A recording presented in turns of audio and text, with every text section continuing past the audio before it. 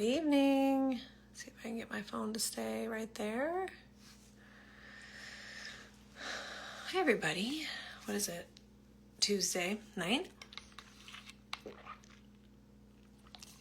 I have been able to sneak out and kind of tuck away in we have a little mountain cottage that I've been hanging out in because I am working diligently on my next product, which is called the Clarity Action Plan. And so I'm in a different setting today, not at home. But I wanted to dive in today because I put a poll up in my stories earlier, and it was about,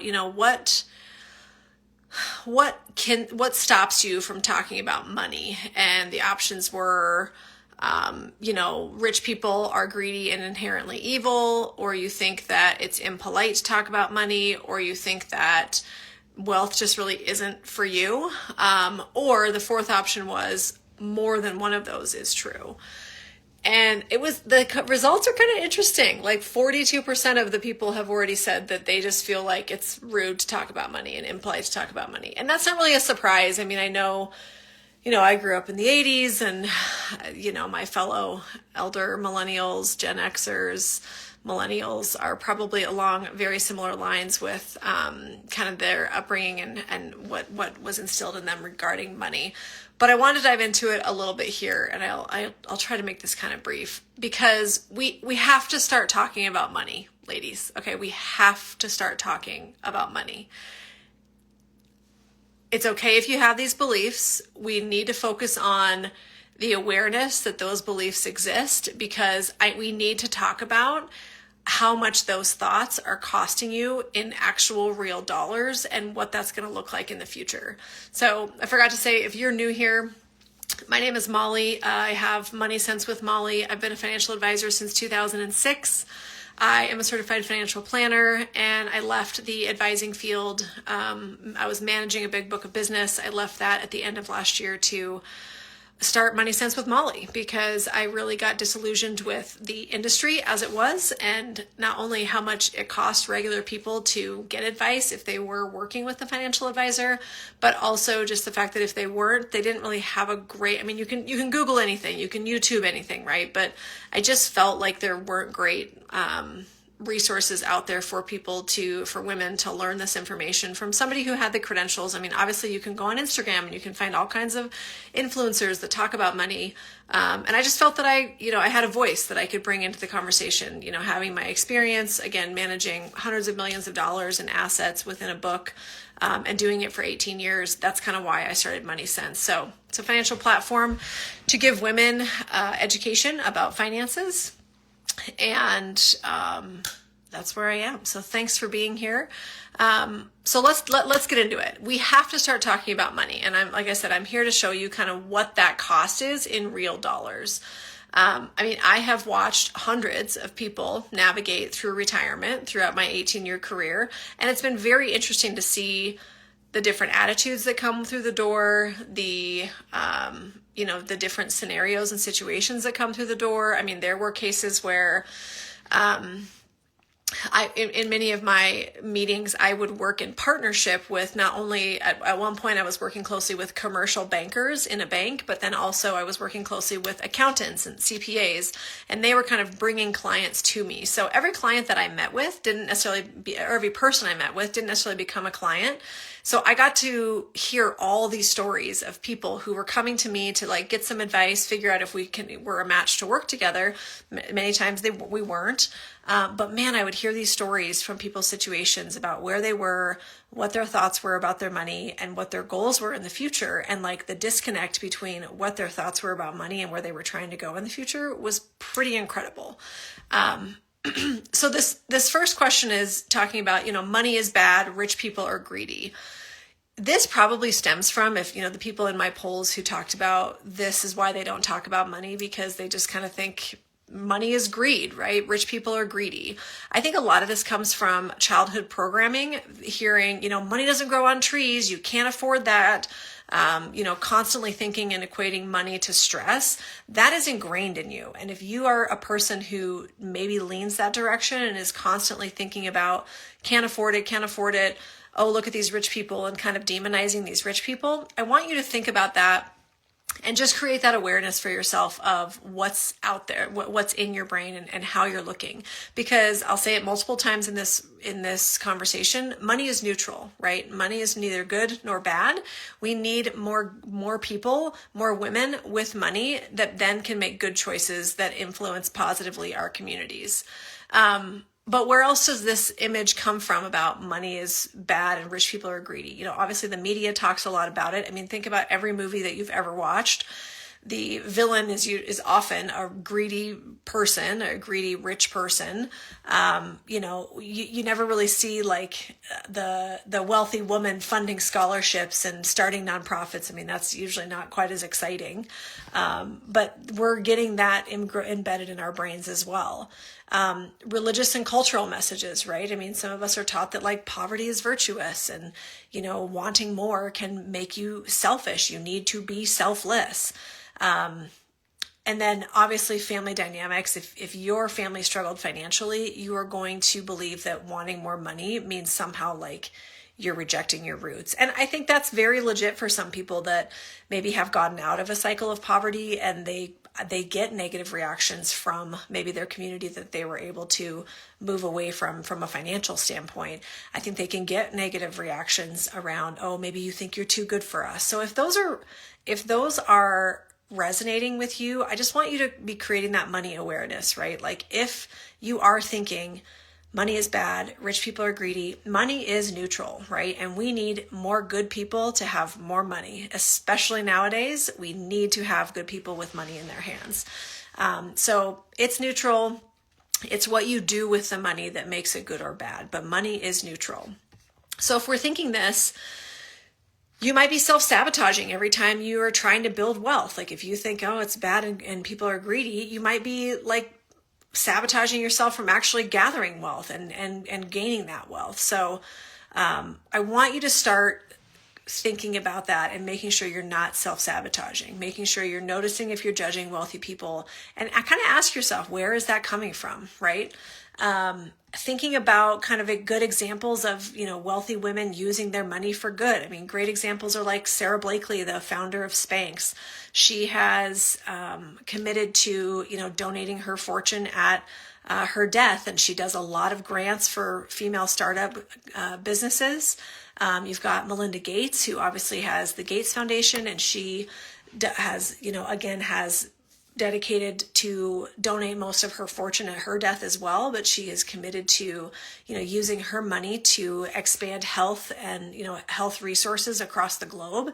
The one that I love right now is, oh gosh, her name is escaping me right now, but Jeff Bezos, Mackenzie Bezos, I think that's her name.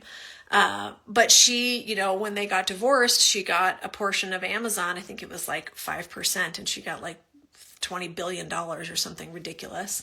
But what I love so much is like, he just kind of seems like the evil underlord to me personally, at least.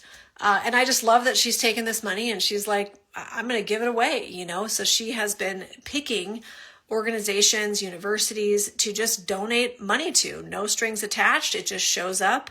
You know, where I live, there was a college in the area that just got a donation out of the blue, right? And it was like millions of dollars, and it was life-changing for that organization. I mean, dramatically positively influenced the organization. So money is neutral. It's what you do with it that makes it good or bad, right? So I want you to have that money, that awareness of kind of how you're viewing people with money, and if you are sabotaging yourself from getting more money because of that inherent belief that you might have. Block number 2, and this is a big one. I didn't mean to talk so much with that first one. It's impolite to talk about money, okay? I mean, this is a systemic problem, right?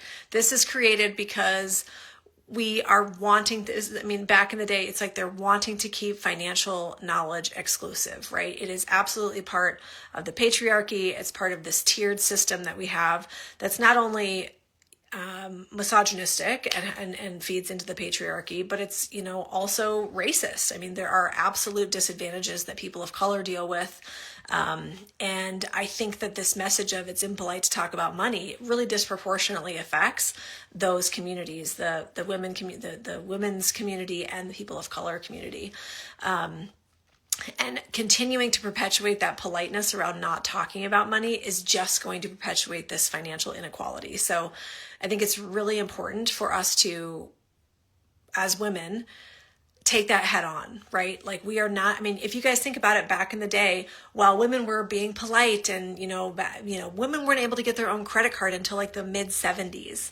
So it's like, while women are there being polite and needing permission from the man in their life to get a credit card or open bank accounts or whatever, the men are off in the country club, like talking about business deals and talking about investments.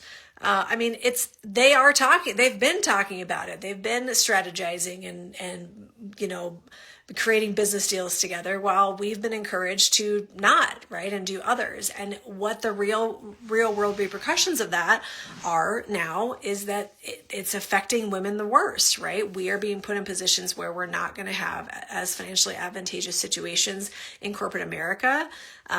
In our financial knowledge, if a spouse was the person taking care of everything and then they pass away, it's like now we have a disadvantage because we don't know, and we could easily be taken advantage of by someone who sees an opportunity with us as an unknowing widow. So what this silence costs: salary negotiations. You can't effectively negotiate if you don't know what others are earning. You can use resources like salary.com, glassdoor.com. You can even go to the Bureau of Labor Statistics and on the government websites, assuming those continue to exist. And then also you can use resources like LinkedIn. I mean, now more than ever, ladies, we have more resources available to us to be able to have better negotiating power in corporate America. I think if you're not able to find the information you want through resources like salary.com or glassdoor.com, I would use LinkedIn. I would go to LinkedIn. I would find people that are in either the job you want to get. Maybe there's a position above you're trying to get a promotion for, or there's a job that, you are in and you're just kind of feeling skeptical about what you're being paid. Create connections with those people on LinkedIn that have those similar jobs. Maybe they're in different parts of the country. Not necessarily, you're not trying to find direct competitors necessarily, but you're trying to find a similar job that you can make connections with and say, hey, I'm either trying to get a better position and would love to, pick your brain if possible and send you a coffee card or, for your time, or just get to an idea of what an effective salary range is for you in your job now. I mean, if you make connections with people via these resources that we have like LinkedIn, you're going to have a better opportunity to be able to find some of that information to give you that salary negotiating power. It's not rude. You have to advocate for yourself. I mean, this is just like, healthcare providers will talk to you about making sure you're advocating for your own health because of the system that we're in, right? And the system we have exposure to. It's not rude. I'm not saying you should walk out the door and just start yelling what your salary is and being like, what do you make? What do you make? What do you make? I mean, obviously basic niceties are still relevant in society, but when it comes to money is neutral, right? Money is not tied to your worth. It is not tied to how much value you bring to society. Obviously, if you're wealthy and you do a lot of good things, that's great for society. But if you are doing your best and you end up being a low wage earner, that means nothing. That has nothing to do with your self-worth and how you contribute to society. It's just a number. It's neutral. Okay. So we need to be talking about money because of getting better salary negotiations. We need to be talking about money so that you have better knowledge around investments. Okay. You need to be understanding what investments are, what certain investments like stocks do compared to certain investments like bonds. Why is it important for women to know the difference? Okay. We also need to have it so that we can be frank about if you're struggling and you need a support system, getting help, getting support, and whether it's financial or emotional, that's important. And being able to be honest about that without creating judgment for yourself, it is important. Oh, sorry, I thought somebody was out the window. And then, I mean, here we are, trying to be cycle breakers for so many different things. We need to continue to be cycle breakers and not pass this information on to our daughters that we can't, it's not kosher to talk about money. We need to be able to break that cycle and talk about the benefits of money. All money does is create choices for us. That's all it does. And those choices can lead to freedom, right? Again, money is not an indication of your self-worth or your value in society. It just creates choices. So we need to get comfortable talking about money. All right. So let's see, how do you start to do that, right? How do you start getting comfortable with talking about money? Start with just one trusted friend. Maybe it's your bestie that you've known forever. You're just like, hey, this is kind of what I'm trying to do. Maybe it's a financial goal or a concern. Just start having that conversation. You don't need to right away outwardly be like, tell me what you make. Tell me how much you have in your retirement account. Just start talking about it a little bit. And as you get more and more comfortable, those types of very sensitive conversations might come up, right? You may never get to the point where you feel comfortable just outwardly asking someone what their income is. But if you start talking about different investments and, hey, are you saving into your company's 401k? How has that been for you? What did you learn about it? I mean, just these kinds of questions are important because you're going to be absorbing that knowledge every time you're having that conversation. I want you to be asking about salary ranges in your field. Like I said, I talked about kind of a LinkedIn strategy. And again, I want you to be teaching children that money conversations are just normal and necessary and neutral. Normal, necessary, neutral. I like that. Normal, necessary, neutral. We are going to be talking about money. That is wisdom, talking about financial strategies and goals. That is wisdom, and that is empowerment for women. The third block, I'll keep going here, the third block that was in my poll earlier is wealth isn't possible for me. And a lot of people did mark this in my poll, wealth isn't possible. So they might be saying things like, maybe they're thinking, I didn't go to business school. I started too late. I don't earn enough. I'm just not good with numbers. Wealthy people are different from me, which I covered that in the first one. 80% of millionaires are first generation wealthy. They didn't inherit it, 80%. Okay. Now, nowadays, it's a lot easier to be a millionaire, and we have more and more billionaires because of some systemic structures that we've sadly put in place. Being a billionaire is very different than being a millionaire, and kind of how you get there and the implications for that. But 80% of millionaires are first generation wealthy. How are those people getting to be millionaires? And a millionaire is just going to be like your net worth, which is what you own, right? Your assets, taking away anything that you owe, your liabilities. If that difference, your assets minus your liabilities, if the difference there, that's your net worth, right? So, or not the difference, assets minus liabilities is equal to what your net worth is. And if that number, if your net worth is over $1 million, congratulations, you're a millionaire, okay? And so with some people who have owned homes, it is slightly getting a little bit easier with appreciation in homes, because the equity in your home is, if your home is appreciated a lot and your mortgage isn't that high, that equity counts toward as an asset for you. So if you have a house that's appreciated really well, that's going to account for a positive number in your net worth. So, but most of these millionaires really build wealth through consistent saving and investing, not necessarily high salaries, consistent saving and investing. And I know that wages have not kept up over the last 40 years. Wages have not kept up with inflation. And so it has gotten harder and harder, but anything is going to help. Anything is better than zero. Okay. An example here is if you are a millennial, you're age 35 and you're like, I have nothing, Molly, I have nothing saved. If you can squeak out $200 a month, whether that's, cutting back on a couple subscriptions, eating out less, 1 or 2 times less a month, selling, having a little side hustle, whatever it might be, if you can scrounge up $200 a month, and do that for 30 years, the key to this is automation, right? Just doing it automatically. You're not trying to manually do this monthly. You're trying to get this set up so it just does it itself. If you do that until you're at retirement age which is approximately, 65, and you get about a 7% return, you're going to have $230,000 at that point, right? Now, is that a nest egg that can, satisfy all your wildest dreams in retirement? Probably not. But you know what $230,000 is? A hell of a lot more than $0, right? A lot. If I had to pick one, I'm pretty sure I'd pick 230,000. So starting with something is better than doing nothing. Okay. So, automating that, trying to get that set up, that is how millionaires really are born, right? It's automating it so that it's mindless. So you're not having to do it manually on a monthly basis. And it's trying to carve out some of that money, so that you can continue that. And then over time, hopefully you can make that number larger. You can do more than $200 a month. It's not about being perfect. It is about being consistent, right? Probably the easiest way to help yourself become a millionaire is by utilizing your employer's retirement plan.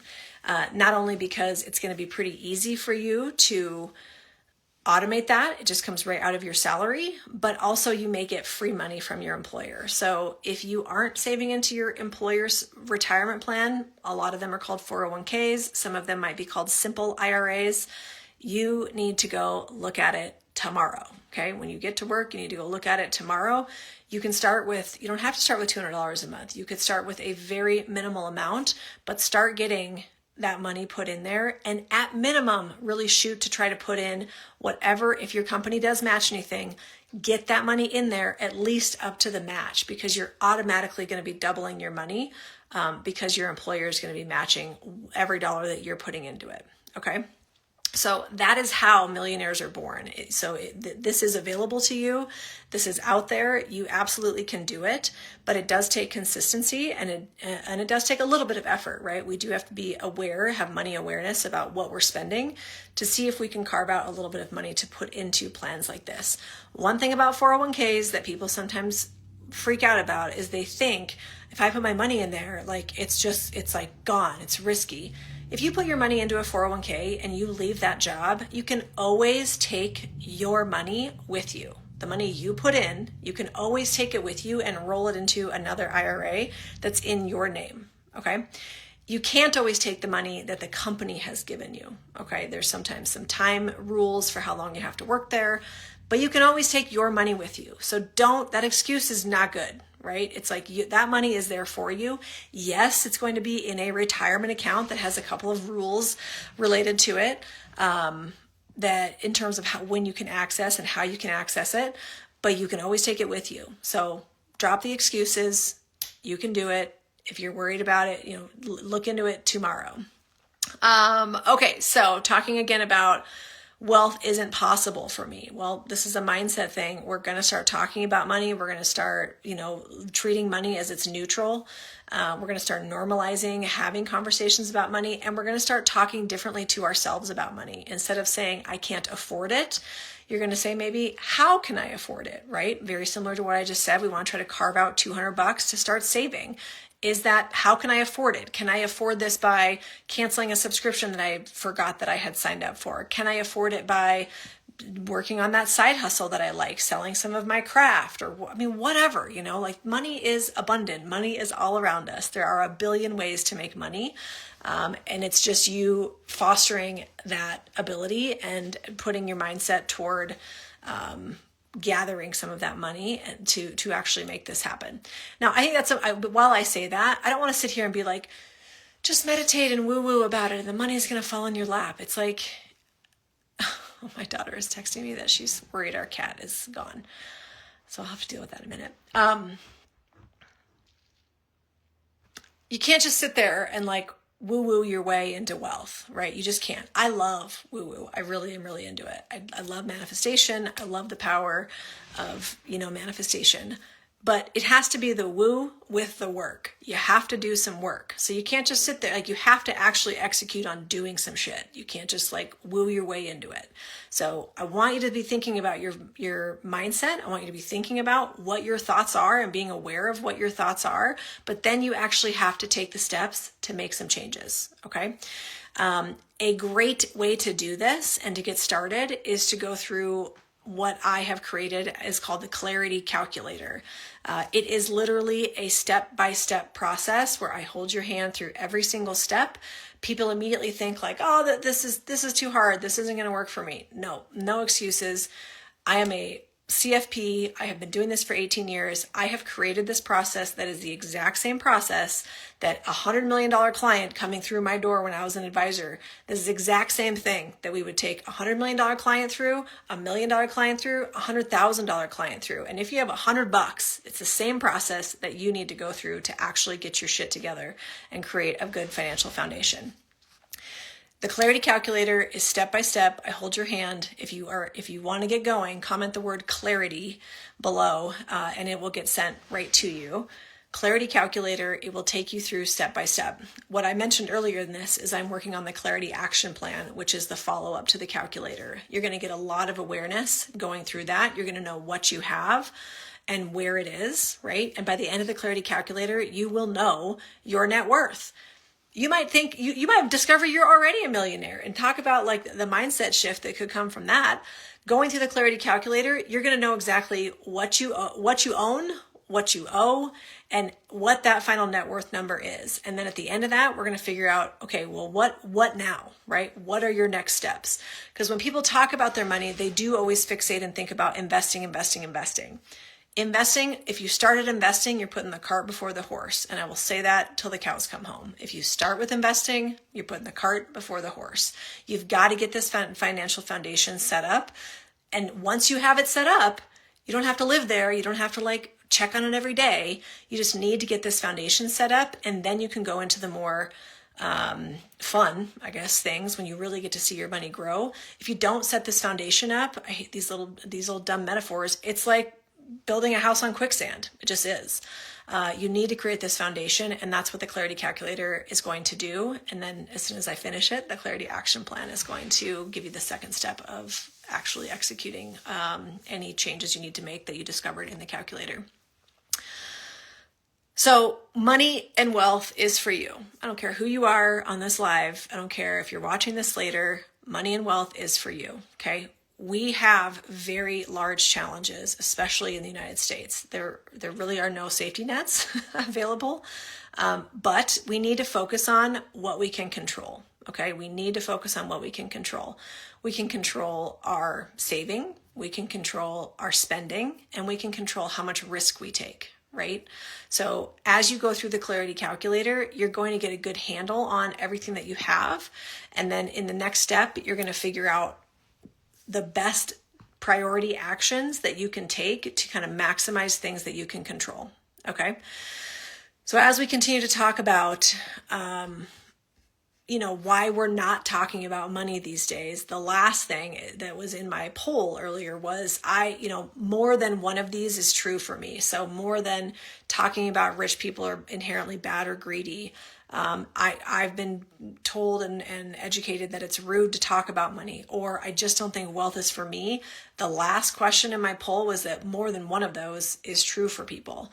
So this just means we have a compounding effect, right? When you believe that money is bad and you're not supposed to talk about it and it's not possible for you now, you're going to be completely paralyzed, right? But here's the good news. You just work on one thing at a time, okay? The other resource that I have that's a free resource is called the Money Sense Money Blocks Quiz. It will help you figure out like what is really jamming me up from kind of going forward with my money. You can comment the word quiz to go through that quiz. It'll take you like maybe 75 seconds, but it will give you a little bit of awareness to, do I need to learn more about finances? Do I need to work a lot on my mindset? Am I doing pretty good, but I need more structure? It's going to take you through the money blocks that really are the most common and give you a bit of an action plan through a video with me, a quick video of ways to address it and move forward. Okay, so we've talked about kind of what to do. We want to be observing our thoughts. We want to be questioning your beliefs. Where did I get some of this information? Where am I getting these judgments that I'm seeing myself or, understanding myself to come up with and to have? And we're going to focus on what we can control, right? We're going to focus on awareness of our thoughts. We're going to focus on education, starting small, Don't try to learn everything all at once, but we're going to try to start small and, follow me on social media. I give lots of information about ways to set yourself up well financially, and go through the Clarity Calculator. That is going to give you, I promise, within 5 minutes, you are going to feel better about your financial situation. Whether the numbers are good or not, you're going to feel better because you're going to feel empowered that you're doing something, right? So whether your numbers suck or not addressing them and avoiding them is never going to make them better. So the Clarity Calculator, like I said, within 5 minutes, you're going to feel empowered. You're going to feel better to move forward and make good choices. And another way to help you is to try to find that community, right? I would love to join you. I would love for you to join me in the Money Sense community. But find that community where you can talk more openly, whether that's with friends, whether that's with an online forum like Money Sense, or whether you're able to find, a mentor to talk about healthy money relationships. Look for those people, right? Look for the helpers out there that will help you learn more about these things. And the worst that people can tell you is no. So just ask, right? Like I said, reach out and make connections on LinkedIn. They can just ignore you or tell you no. And who gives a shit? Ask somebody else, right? You are not going to make progress unless you take action, and you can't make it this personal attack if someone doesn't respond to you or, you don't get the answer that you want. Just try again, right? You can do it tactfully, but all they can tell you is no. All right. So that's it for now. This is a little bit longer than I expected, and the sun's about to start blinding me. But money is for you. Okay, so we talk about society and how we don't talk about money enough. As women, we do not have the luxury to not talk about money anymore. Okay, sadly, in these conversations that I've had throughout my 18 years as an advisor, I have seen lots of scenarios where people didn't talk about it until it was like, well, now I can't work anymore. I'm physically incapable of working. And then they look at what they have in front of them and they're like, well, these options suck, right? But they're at a stage of their life where they just can't do much about it, right? So it's like, I want you as early as possible. And if you feel like you're old, don't let that be an excuse. Any time is better than never. I want you as early as possible to empower yourself to make good decisions for your financial future, because what that's going to do is create options for you in the future. All right. We want to have options. We want to be empowered. Thanks for joining my live. We have to start talking about money, ladies. If you have any questions, please don't hesitate to DM me. Would love to hear from you and chat with you.